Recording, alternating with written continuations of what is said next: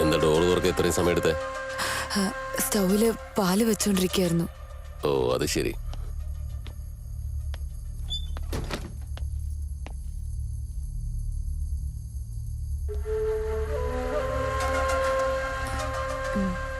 കഴിക്കാൻ എടുത്തു വെക്കട്ടെ?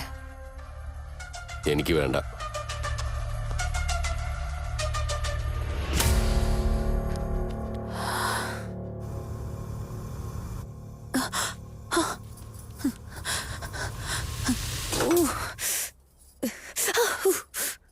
നീ എവിടെയാ?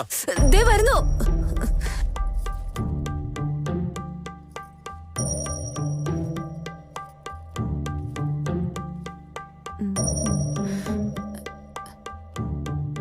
എന്താ ഇത്? പാല്. കുടിക്കേ. ചിയേഴ്സ്.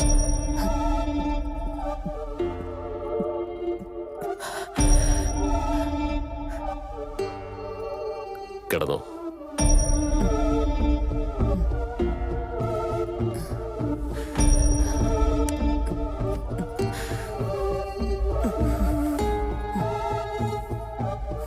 കിടക്കാൻ പറഞ്ഞില്ലേ?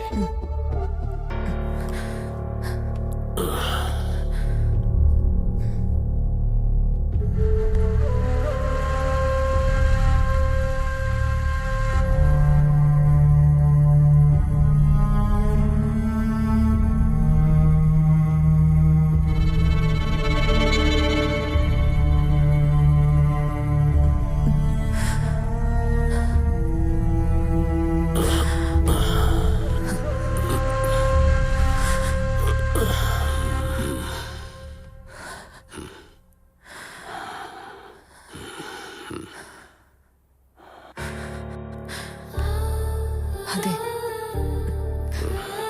അതെ. ലൈറ്റ് ആണ്, ഉറങ്ങാൻ നോക്ക്.